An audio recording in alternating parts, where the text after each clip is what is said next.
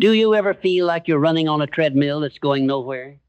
That you're pouring every ounce of your being into a life that promises a climb but only delivers a flat horizon? We've been sold a grand illusion, haven't we? The fairy tale of a perfect, seamless ascent where every step is forward and every success is earned without a single humbling stumble. But let's be real, that's a story told by people who've never truly lived. That's a myth for those who've never bled for a dream, who've never felt the cold, hard slap of reality. The truth is, the most profound victories are forged in the fires of failure. The most powerful futures are built on the bedrock of setbacks. What if I told you that the path to your greatest achievements is littered with what you've been conditioned to fear most? What if the very things you've been running from, the defeats, the rejections, the no's, are the keys to unlocking a destiny far greater than you could ever imagine? This is not a talk about simple motivation. This is a confrontation with a fundamental lie, a bold reawakening to the raw, unvarnished truth that failure is not the end of the road, but the compass that shows you the way. It is the brutal, beautiful teacher that carves wisdom into your soul. For generations, we've been taught to see failure as a terminal diagnosis for our ambitions, a scarlet letter of inadequacy. We look at the titans of industry, the geniuses, the innovators, the Edisons, the Carnegies, the Disneys, the Musks, and we see only their triumphs. We see the light bulb, the steel empire, the enchanted kingdom, the electric car, but what we conveniently ignore, what is often erased from the public record, are the thousands of failed experiments, the bankruptcies, the ridicule, the moments of despair that preceded their breakthroughs. Think of Thomas Edison. He famously said, "I have not failed. I've just found 0 ways that won't work."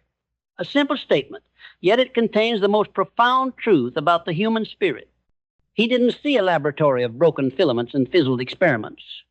He saw a roadmap of what to avoid. He saw progress.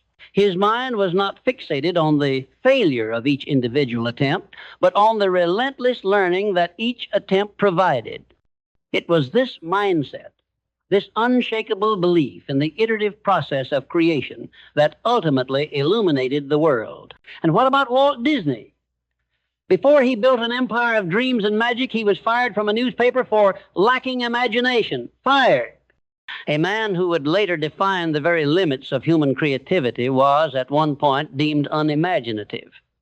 He faced bankruptcy with his first company. He was told no by financiers, distributors, and critics more times than he could count. But with every rejection, with every financial collapse, he didn't retreat. He refined. He adapted. He doubled down on his vision. His failures were not a judgment of his worth. They were the crucible in which his genius was forged. They were the tuition he paid for a master class in perseverance. This isn't just the historical lesson. This is the blueprint for your life.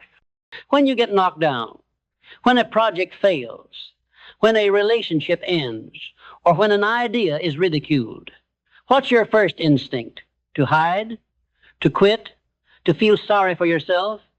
Or do you see it as a data point, an invaluable piece of information that tells you what not to do next time? Your mind is the most powerful tool you possess, and its primary function isn't to find excuses, it's to learn. Your mindset is everything. It's the filter through which you interpret reality. A weak mindset sees failure as a personal attack, a final verdict on one's abilities. It retreats, it sulks, and it eventually withers. A powerful, resilient mindset, however, sees failure as a crucial piece of feedback.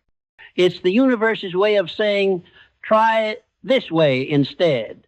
It's a calibration, not a condemnation. This isn't just about being positive, it's about being strategic. It's about a deep philosophical shift in how you view the world and your place in it. To embrace failure, you must first cultivate an unbreakable belief in your own potential. You must know deep in your bones that setbacks are temporary, but your capacity for growth is limitless. This isn't blind optimism. This is a grounded, rational confidence based on the understanding that every mistake is a chance to recalibrate, to get smarter, to get stronger. When you believe in yourself, the fear of failure begins to dissolve, replaced by a quiet curiosity about what you will learn next. It's the difference between asking, "What if I fail?" and "What will I discover?" This brings us to the importance of clarity. Most people fail not because they lack talent or effort, but because they lack a crystal clear vision of what they're trying to achieve. They swing wildly, trying a little bit of everything, and when something doesn't work, they get discouraged because they don't know why. They don't have a North Star to guide them through the darkness. Your vision is the lighthouse that pierces through the fog of doubt and the storms of rejection. It must be so vivid, so compelling, so emotionally charged that the thought of abandoning it becomes more painful than any setback you might face. When you have a clear vision, every failure becomes a signpost, a beacon that says, "Wrong way, turn back." It's not a judgment on you, but a directional cue. You learn to analyze the failure, to dissect it, to understand its root cause, and then you adjust your course. You don't abandon the destination. You simply change the route. Think about Abraham Lincoln. His career was a masterclass in public and private failure. He lost elections for state legislature, for Congress, and for the Senate. He failed in business. He suffered personal tragedies. Any single one of these setbacks could have been a career ender for a lesser man. But Lincoln had a deeply held purpose, a vision for a more perfect union. His failures were not a sign to quit, but a test of his resolve. Each loss was a chance to learn more about the political landscape, about the hearts and minds of the people, about his own limitations. He wasn't a failure. He was a student of the American spirit, paying his tuition in defeat. Your purpose is the fuel that keeps you going when your vision seems out of reach. It's the why behind the what. When your purpose is strong, when it's tied to something bigger than yourself, the pain of failure becomes a necessary rite of passage. It's the grinding of a diamond in the rough. You see it not as an obstacle, but as a part of the process, a necessary step on the road to a more meaningful existence. The next critical element is discipline. This isn't a glamorous concept. It's the quiet, relentless work you do when no one is watching. It's showing up day after day, regardless of how you feel, regardless of the previous day's defeat. Discipline is what allows you to take the feedback from your failures and translate it into action. It's easy to get excited about a new idea, but it takes an iron will to stay committed when that idea hits a brick wall. Failure often forces a kind of ruthless self-examination. It demands that you scrutinize your processes, your habits, your assumptions. It asks, where did I go wrong? And the answer is often found in a lack of discipline. Did you cut corners? Did you get distracted? Did you stop learning? This is where your true character is revealed. Do you retreat into comfort and self-pity, or do you double down on the habits that will lead to success? A prime example of this is the story of Henry Ford. His early ventures failed. He lost investors. His first 2 car companies went bust, but he didn't quit. Instead, he meticulously analyzed what went wrong. He learned from each failure, refining his ideas and his production methods. His discipline wasn't just in the long hours he worked, but in his unwavering commitment to a system, a process, a vision.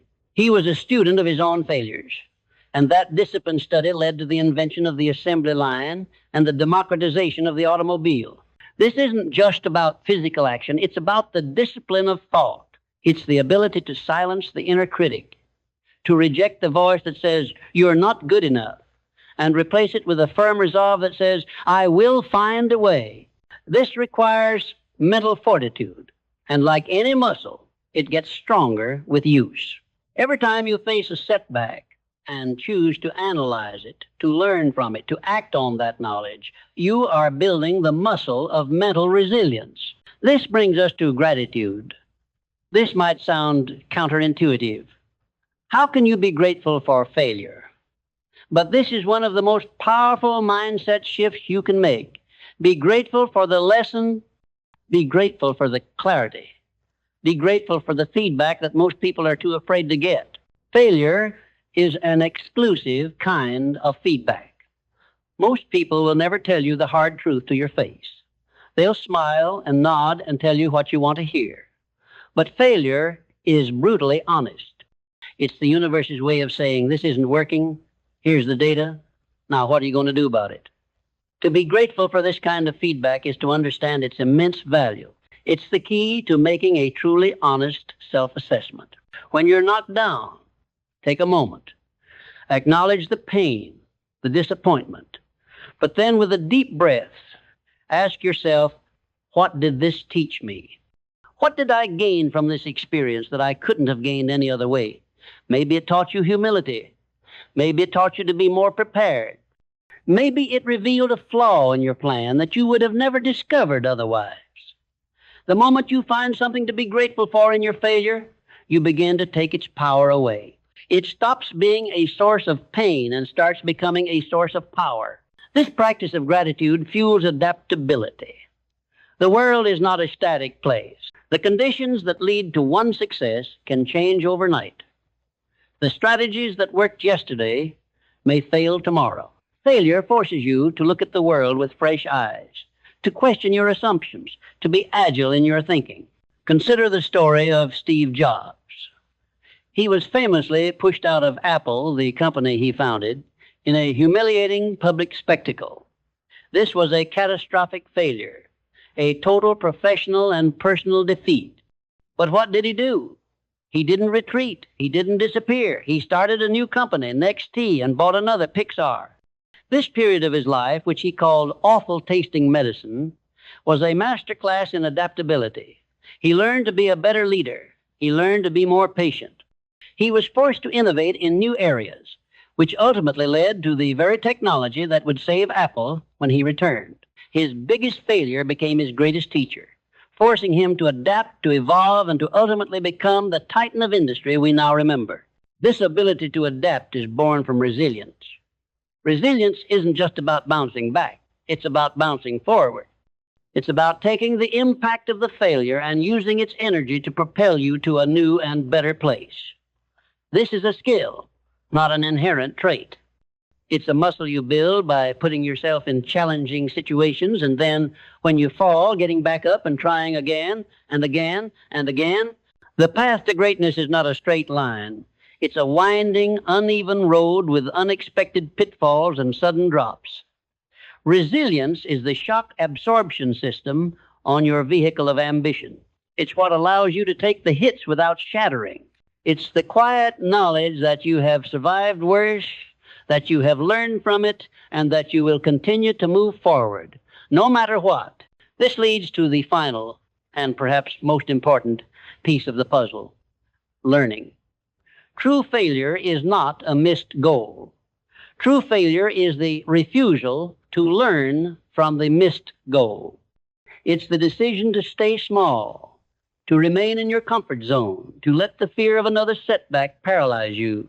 The world is filled with people who have all the talent, all the ambition, and all the resources, but they stop when they encounter their first major failure. They interpret it as a sign from the universe that they weren't meant for this path, that they should turn back.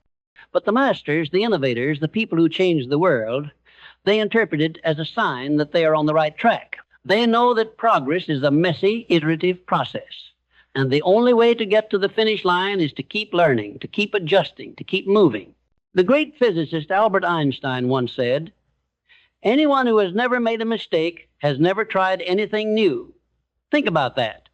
Every great discovery, every new technology, every piece of art, every meaningful relationship was born from a willingness to take a risk and a readiness to fail. It's a fundamental part of the human experience. It is the price of admission to a life of significance. So, where do you go from here? The illusion of a perfect life is not only a lie, it's a cage. It keeps you from taking the risks that will lead to your true potential. It tells you to stay safe, to stay small, to never challenge the status quo. But the truth, the raw, beautiful, and terrifying truth, is that you were meant for so much more. You were built to withstand the storms.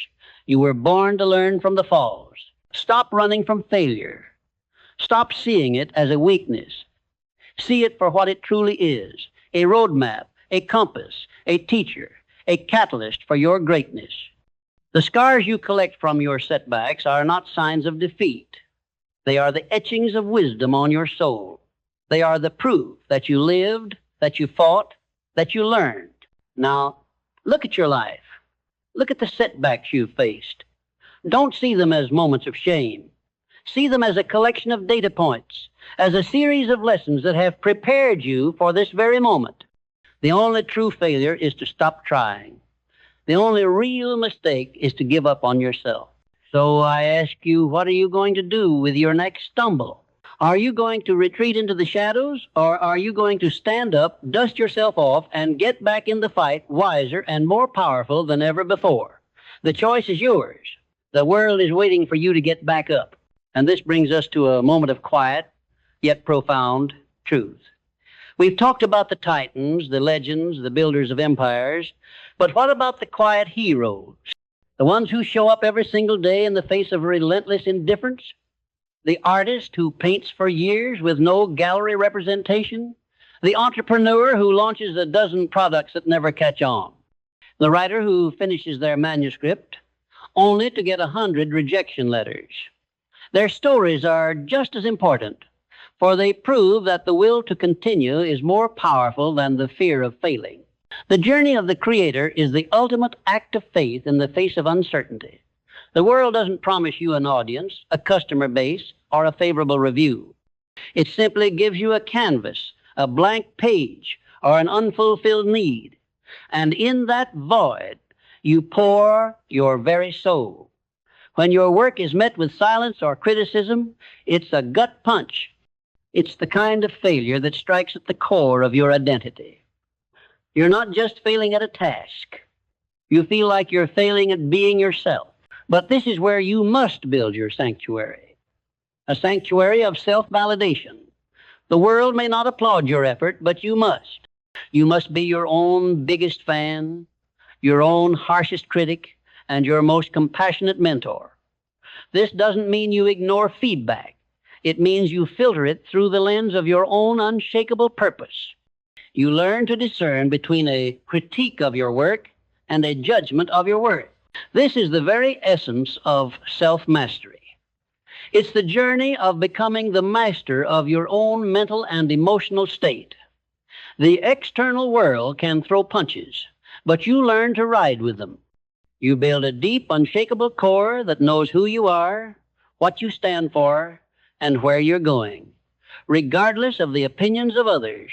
Think of it like a blacksmith forging a sword.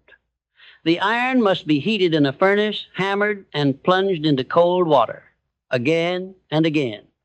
Each strike of the hammer is a test, a moment of stress. But it is these stresses that shape the blade, that give it its edge and its strength. Your failures are the hammering. Your resilience is the fire. And the masterpiece you create is your life. The person you become is the true reward. This process of forging yourself through adversity demands a deep understanding of patience. We live in a world of instant gratification, where success is expected to arrive as quickly as a download, but true mastery, the kind that lasts and builds a legacy, is a long, slow climb. It's the daily disciplined work of chipping away at a block of granite. Failure is simply the sound of your chisel hitting a particularly hard part of the stone. The impatient mind sees this and wants to give up, to find an easier stone. But the master knows that the final form is already there, hidden inside. The master knows that every failed strike, every chip that goes astray, is a necessary part of the process of revelation. You are not a failure for taking too long. You are not a failure for needing to try again. You are simply on the master's timeline, not a timeline dictated by social media or public opinion. This slow, patient process builds a kind of grit that cannot be taught in a classroom. It's the quiet fortitude of a long-distance runner who knows that the end is not about the final sprint, but about the thousands of miles of training that preceded it. It's the deep satisfaction that comes not from an easy win, but from a hard-fought battle. You earn a kind of wisdom, a kind of unshakable confidence, that can only be gained from a life lived fully, with all its triumphs and all its stumbles. This takes us to the concept of learning from others. You are not on this journey alone. The giants whose shoulders you stand on, the Edisons, the Fords, the Disneys, left a trail of breadcrumbs for you to follow. Their failures are just as instructive as their successes. Study them. Read their biographies, their letters, their philosophies. See how they responded to adversity. Notice how they redefined their setbacks as opportunities for innovation. Learn also from your peers. Don't see their success as a source of jealousy, but as a source of data. What did they do right? What were their failures? And how did they overcome them? The universe is a grand library of wisdom, and every person you meet, every story you hear is another volume on the shelf. The person who refuses to learn from others is condemned to repeat all the same mistakes on their own. The wise person stands on the collective wisdom of humanity. This is not a passive process. This requires active listening to yourself, to others, and to the silent feedback of the universe. When something goes wrong, the universe is whispering a message to you. Are you listening? Or are you too busy shouting about how unfair it all is? The universe doesn't care about your feelings. It cares about your actions. It cares about whether you're paying attention to the signals it's sending you. A failed project isn't a judgment. It's a signal. A closed door isn't a punishment. It's a signal. The universe is speaking to you in the language of consequences. And if you want to succeed, you must become fluent in that language. You must learn to read the signs and adjust your course. This brings us to a radical redefinition of success. For too long, we've defined success by external markers: money, fame, titles, and possessions. But what if success isn't a destination at all? What if it's an ongoing state of being? What if success is the courage to get up after you fall? What if success is the wisdom you gain from a mistake? What if success is the simple, quiet satisfaction of knowing you gave it your all, even when no one was watching? This redefinition frees you from the tyranny of the outcome. It allows you to pour your heart and soul into your work, not for a guarantee of victory, but for the inherent joy of creation. It allows you to take risks, knowing that even a failed attempt is a triumph of the spirit. It's the shift from a scarcity mindset, where success is a limited resource that you have to fight for, to an abundance mindset, where success is a byproduct of a life lived with purpose, courage, and resilience. Now, let's talk about the weight you've been carrying. The weight of expectations, of past failures, of the fear of future ones. It's a heavy cloak, and it's been holding you back. It's time to take it off.